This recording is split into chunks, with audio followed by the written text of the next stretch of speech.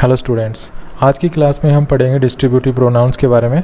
तो distributive pronounce के बारे में डिटेल से पढ़ने से पहले सबसे पहला क्वेश्चन हम यही जान लेते हैं कि डिस्ट्रीब्यूटिव प्रोनाउंस होते क्या हैं। तो वे प्रोनाउंस जो दो या दो से अधिक व्यक्तियों या वस्तुओं में से सभी को एक एक या अलग अलग सूचित करने के लिए प्रयोग किए जाते हैं, उन्हें हम डिस्ट्रीब्यूटिव प्रोनाउंस कहते हैं। ठीक है, अभी हम डिस्ट्रीब्यूटिव प्रोनाउंस के बारे में डिटेल से पढ़ेंगे। तो अभी तो हमने देखा कि डिस्ट्रीब्यूटिव प्रोनाउंस होते क्या हैं। अब हम एक बार ये और नज़र डाल लेते हैं कि डिस्ट्रीब्यूटिव प्रोनाउंस कौन कौन से वर्ड्स होते हैं, मतलब कौन कौन से वर्ड्स ऐसे होते हैं जिनको हम as a distributive pronouns use करते हैं। तो देखिए, ऐसे वर्ड्स जिनको हम डिस्ट्रीब्यूटिव प्रोनाउंस के रूप में यूज करते हैं वो ये हैं ईच, आइदर, नाइदर और एवरीवन। ठीक है, ये डिस्ट्रीब्यूटिव प्रोनाउंस के रूप में यूज किए जाते हैं। लेकिन अगर एवरीवन को छोड़ दिया जाए तो ईच, आइदर और नाइदर इनको हम डिस्ट्रीब्यूटिव एडजेक्टिव के रूप में भी यूज करते हैं। तो सबसे पहले तो हम यही देख लेते हैं कि इनमें डिफरेंस क्या होता है, मतलब ईच, आइदर, नाइदर कब डिस्ट्रीब्यूटिव एडजेक्टिव होंगे, कब डिस्ट्रीब्यूटिव प्रोनाउंस होंगे। तो देखिए इस एग्जांपल को देखिए, each of the students is honest. ठीक है, यहाँ पे देखिए ईच स्टूडेंट इज़ ऑनेस्ट। तो यहाँ पे देखिए ईच के बाद जब ऑफ आ रहा है तो यहाँ पे जो ईच है ये प्रोनाउन कहा जाएगा, और अगर ईच के बाद आप कोई नाउन देख रहे हैं तो ये ईच एडजेक्टिव हो जाएगा। ठीक है इसी प्रकार से देखिए, neither of the boys is intelligent. जब आप नाइदर के बाद में ऑफ प्रीपोजिशन यूज करेंगे तो नाइदर एक प्रोनाउन होगा, और नाइदर बॉय इज़ इंटेलिजेंट, और जब नाइदर के बाद में कोई नाउन यूज करेंगे तो नाइदर एक एडजेक्टिव होगा। इसी प्रकार से either of the students has stolen my pen. तो यहाँ पे आइदर के बाद देखिए ऑफ प्रीपोजिशन है, तो ये यहाँ पे जो आइदर है ये क्या होगा, ये यहाँ पे प्रोनाउन होगा। और either student has stolen my pen, तो यहाँ पे जो आइदर है, यहाँ पे आइदर के बाद जो है नाउन है, तो यहाँ पे जो आइदर है ये क्या होगा, एडजेक्टिव होगा। तो इस तरह से ईच, आइदर, नाइदर, इनके बाद अगर ऑफ प्रीपोजिशन हो तो ये जो है डिस्ट्रीब्यूटिव प्रोनाउंस कहे जाएंगे, और अगर इनके बाद में कोई नाउन आ रहा है तो ये डिस्ट्रीब्यूटिव एडजेक्टिव्स कहे जाएंगे। ओके इसके अलावा अगर हम ईच के बाद में अगर सीधी वर्ब यूज करें, ठीक है, ये इनके बाद में ईच, आइदर, नाइदर, इनके बाद में सीधी कोई वर्ब या मतलब हेल्पिंग वर्ब या मेन वर्ब या दोनों में से दोनों ही आ जाएं तो भी ये जो है डिस्ट्रीब्यूटिव प्रोनाउंस कहे जाएंगे। जैसे मैं एक एग्जांपल लिखता हूँ यहाँ पे, जैसे ईच गोट ए प्राइज। ठीक है, ये एग्जांपल मैंने लिखा। तो यहाँ पे देखिए ईच है, ईच के बाद में ये देखिए वर्ब आ रही है। ठीक है, तो यहाँ पे भी ये जो है डिस्ट्रीब्यूटिव प्रोनाउंस कहा जाएगा। तो इस तरह से मतलब ये डिस्ट्रीब्यूटिव एडजेक्टिव तो सिर्फ एक ही कंडीशन में होंगे, अगर इनके बाद में कोई नाउन आ रहा है तो। जैसे यहाँ पे ईच के बाद नाउन है तो ये ईच यहाँ पे डिस्ट्रीब्यूटिव एडजेक्टिव है। यहाँ पे नाइदर के बाद नाउन है तो ये डिस्ट्रीब्यूटिव एडजेक्टिव है। यहाँ पे आइदर के बाद नाउन है तो ये डिस्ट्रीब्यूटिव एडजेक्टिव है। ठीक है, यहाँ पे ईच के बाद देखिए ऑफ प्रीपोजिशन है तो ये जो डिस्ट्रीब्यूटिव प्रोनाउन है। यहाँ पे नाइदर के बाद प्रीपोजिशन है, डिस्ट्रीब्यूटिव प्रोनाउन है। यहाँ पे आइदर के बाद जो है ऑफ प्रीपोजिशन है तो ये डिस्ट्रीब्यूटिव प्रोनाउन है। तो इस तरह से आप अच्छी तरह से समझ गए होंगे अब तो कि ये डिस्ट्रीब्यूटिव एडजेक्टिव कब होंगे और डिस्ट्रीब्यूटिव प्रोनाउंस कब होंगे। अब कुछ और भी इंपॉर्टेंट चीज़ें हैं इनके बारे में जो हमें पता होनी चाहिए।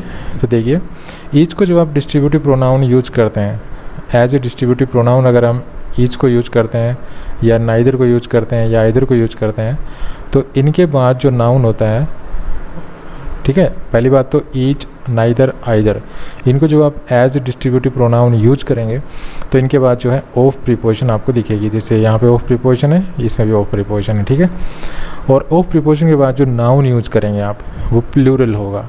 ठीक है, तो यहाँ पे देखिए प्लूरल नाउन है। तो इस तरह से आपको ये प्लूरल नाउन यहाँ पे दिखाई देगा। तो ये प्लूरल नाउन है, यहाँ पे देख रहे हैं आप। यहाँ पे देखिए बॉय है तो ये भी प्लूरल है। यहाँ पे स्टूडेंट है, ये भी प्लूरल है।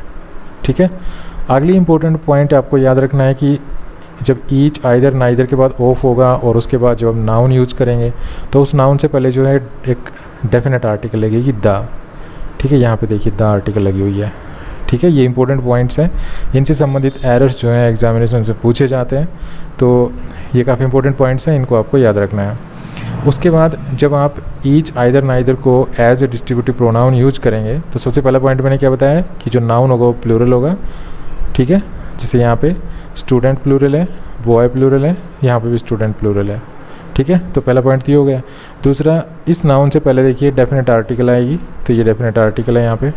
ओके, लेकिन वर्ब यहाँ पे सिंगुलर आएगी, इस चीज़ को भी देखना है। यहाँ पे देखिए इज सिंगुलर है, यहाँ पे सिंगुलर है, यहाँ पे भी सिंगुलर है वर्ब। अगर आप यहाँ पे प्लूरल वर्ब यूज़ करते हैं, यहाँ पे अगर आप आर यूज़ करते हैं, ठीक है, तो गलती से अगर यहाँ पे आप प्लूरल वर्ब यूज़ करेंगे तो ये हो जाएगा गलत। तो ये प्लूरल वर्ब आपको यूज़ नहीं करनी है, ठीक है। तो ये तो हो गए जो अगर आप इनको जो है as a distributive pronoun use करेंगे। तो अगर एज ए डिस्ट्रीब्यूटिव एडजेक्टिव इनको आप यूज़ करते हैं तो इनके बाद जो नाउन आता है वो आता है सिंगुलर। देखिए यहाँ पे सिंगुलर नाउन है, मैं इसको क्लियर कर देता हूँ फिर समझाता हूँ। देखिए ये ईच यहाँ पे डिस्ट्रीब्यूटिव एडजेक्टिव है, लेकिन नाउन देखिए यहाँ पे सिंगुलर है। ओके, यहाँ पे ये देखिए नाइदर डिस्ट्रीब्यूटिव एडजेक्टिव है बॉय, इसके बाद सिंगुलर नाउन है। आइदर डिस्ट्रीब्यूटिव एडजेक्टिव है तो इसके बाद जो स्टूडेंट है वो सिंगुलर है। तो इस पॉइंट को आपको ध्यान देना है। उसके बाद अगर आप ईच आइदर नाइदर को as a distributive adjective use करते हैं, ठीक है, डिस्ट्रीब्यूटिव एडजेक्टिव और इनको आप यूज़ करते हैं तो इनके बाद जो वर्ब आएगी वो देखिए सिंगुलर आएगी। यहाँ पे देखिए सिंगुलर वर्ब है। तो वर्ब तो चाहे आप इनको डिस्ट्रीब्यूटिव एडजेक्टिव के रूप में यूज़ कर लें, चाहे डिस्ट्रीब्यूटिव प्रोनाउन के रूप में यूज़ कर लें, तो वर्ब तो सिंगुलर आनी है, ठीक है। एक पॉइंट तो ये हो गया। दूसरा, वर्ब तो हमेशा सिंगुलर लगानी आपको सिंगुलर वर्ब यूज़ करनी है इनके बाद, चाहिए डिस्ट्रीब्यूटिव एडजेक्टिव के रूप में यूज हो रहे हो, चाहिए डिस्ट्रीब्यूटिव प्रोनाउन के रूप में यूज हो रहे हो। लेकिन नाउन का आपको ध्यान रखना है। नाउन का आपको क्या ध्यान रखना है कि अगर ये डिस्ट्रीब्यूटिव प्रोनाउन के रूप में यूज हो रहे हैं तो जो नाउन है वो प्लूरल लगाना है, ठीक है। नाउन प्लूरल आएगा, देखिए नाउन प्लूरल आएगा और उस नाउन से पहले जो है डेफिनेट आर्टिकल भी आएगी। तो यहाँ पे डेफिनेट आर्टिकल है, ठीक है। लेकिन अगर आप इनको डिस्ट्रीब्यूटिव एडजेक्टिव के रूप में यूज़ करते हैं तो नाउन आपको सिंगुलर लगाना है। तो ये देखिए सिंगुलर नाउन का यूज़ किया गया है यहाँ पे, ठीक है। वर्ब दोनों ही केसेस में सिंगुलर लगानी है। ये सिंगुलर वर्ब है, सभी जगह सिंगुलर वर्ब लगानी है।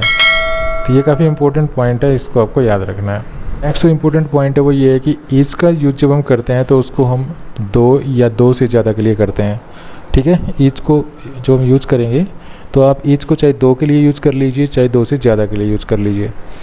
लेकिन जो एवरीवन है उसको तो आप केवल दो से ज़्यादा के लिए ही यूज कर सकते हैं। जैसे यहाँ पे देखिए examples, each of the two students is honest. तो यहाँ पे ये करेक्ट है, यहाँ पे ईच का यूज जो है दो के लिए किया गया है, ठीक है। यहाँ पे इससे नेक्स्ट एग्जांपल में each of the three students is honest, तो यहाँ पे तीन के लिए ईच का यूज किया गया है। तो ये भी करेक्ट है क्योंकि हम ईच का यूज जो है दो या दो से ज़्यादा के लिए कर सकते हैं। भाई दो के लिए भी कर सकते हैं, दो से ज़्यादा के लिए भी कर सकते हैं, ठीक है। 3, 4, 5, 6, 7, 8, 9, 10 आप दो या दो से ज़्यादा दोनों के लिए हम ईच का यूज़ कर सकते हैं। लेकिन एवरीवन का यूज़ सिर्फ और सिर्फ आप दो से ज़्यादा के लिए ही कर सकते हैं। तो यहाँ पे देखिए everyone of the two students is honest अगर आप कहेंगे तो ये दो की बात हो रही है और दो के लिए आप एवरीवन यूज़ कर रहे हैं, तो ये सेंटेंस हो जाएगा इनकरेक्ट। ओके, आगे देखिए everyone of the three students is honest. अब यहाँ पे दो की जगह तीन हो गया, तो 3, 4, 5, 6, 7 मतलब दो से ज़्यादा के लिए तो आप कर ही सकते हैं इसको यूज। तो यहाँ पे ये सेंटेंस करेक्ट है। तो ये याद रखिए कि ईच का यूज आप दो के लिए कर सकते हैं, दो के ज़्यादा के लिए भी कर सकते हैं, लेकिन जो एवरीवन है इसका यूज तो आप सिर्फ दो से ज़्यादा के लिए ही कर सकते हैं, ठीक है। और यहाँ पे भी देखिए ईच का use as a pronoun use हुआ है, मतलब ईच यहाँ पे डिस्ट्रीब्यूटिव प्रोनाउन है। तो इसके बाद ऑफ प्रीपोजिशन, इसके बाद नाउन देख लीजिए प्लूरल है, इसके बाद वर्ब देख लीजिए सिंगुलर है, ठीक है। नाउन प्लूरल है, वर्ब सिंगुलर है। तो इन चीज़ों का आपको ध्यान रखना है। आगे बढ़ते हैं। आगे है अगर आप ईच, आइदर, नाइदर इनके बाद में अगर आप ऑफ प्रीपोजिशन यूज करते हैं तो इसके बाद जो ये नाउन आएगा, अगर ये नाउन मेल है तो इसके लिए आप पॉजिटिव एडजेक्टिव अगर उसी सेंटेंस में यूज़ कर रहे हैं आगे, तो वो पॉजिटिव एडजेक्टिव आप हिज यूज़ करेंगे, ठीक है। फिर सुन लीजिए, अगर ईच, आइदर, नाइदर इन शब्दों के बाद अगर आप ऑफ प्रीपोजिशन यूज करते हैं और इसके बाद जो ये नाउन यूज करेंगे ये अगर मेल है तो आप उसके लिए अगर पॉजिटिव एडजेक्टिव उसी सेंटेंस में आप आगे यूज़ कर रहे हैं तो वो पॉजिटिव एडजेक्टिव होगा हिज। अगर वो नाउन फीमेल है तो उसके लिए आप पॉजिटिव एडजेक्टिव यूज़ करेंगे हर। अगर आप ये जो नाउन यूज़ कर रहे हैं ये कॉमन जेंडर के अंतर्गत आता है। अब कॉमन जेंडर कौन से होते हैं? कॉमन जेंडर वो होते हैं जिससे ये पता ना चले कि ये मेल है या फीमेल है। जैसे टीचर है, अब टीचर मेल भी होते हैं फीमेल भी होते हैं, मेल फीमेल दोनों को टीचर ही कहते हैं। इस प्रकार स्टूडेंट है, अब स्टूडेंट मान लो आप कोई गर्ल है उसके भी स्टूडेंट ही कहेंगे, बॉय उसको भी स्टूडेंट ही कहेंगे। इसी प्रकार से पियोन है, ठीक है, सर्वेंट है। तो ये जो नाउन्स होते हैं कॉमन जेंडर के अंतर्गत आते हैं। तो अगर ऑफ प्रीपोजिशन के बाद अगर आपको कॉमन जेंडर दिखाई देता है, आप कॉमन जेंडर यूज़ कर रहे हैं, तो उसके लिए आप हिज पॉजिटिव एडजेक्टिव यूज़ करेंगे, हर का यूज़ बिल्कुल भी नहीं करेंगे, ठीक है। तो चलिए एग्जांपल्स के द्वारा देखते हैं। जैसे यहाँ पे फर्स्ट एग्जांपल देखिए, neither of the two girls has deposited her fees. तो यहाँ पे देखिए ये नाइदर है, नाइदर के बाद में देखिए ऑफ प्रीपोजिशन है, इसके बाद में गर्ल्स नाउन है, ठीक है, तो ये फीमेल है। अब फीमेल है तो इसके लिए हमने यूज़ किया हर, ठीक है। उसके बाद देखिए ईच है, ईच के बाद में वो प्रीपोजिशन है, इसके बाद जो नाउन है ये है मेल, तो इसके लिए यूज़ किया हिज। उसके बाद देखिए either of the two girls, तो यहाँ पे आइदर है, आइदर के बाद में वो प्रीपोजिशन है, इसके बाद देखिए जो नाउन है वो है गर्ल्स, ठीक है ना, ये फीमेल है तो इसके लिए हमने ये जो पॉजिटिव एडजेक्टिव है ये यूज़ किया हर, ठीक है। लेकिन यहाँ पे देखिए neither of the students has received his prize. अब यहाँ पे नाइदर है, नाइदर के बाद में ऑफ है, ऑफ के बाद में जो नाउन है वो एक कॉमन जेंडर है। अब कॉमन जेंडर है तो इसके लिए पॉजिटिव एडजेक्टिव यूज़ करेंगे हिज, ठीक है। अब यहाँ पे हम हर यूज़ नहीं करेंगे, ओके।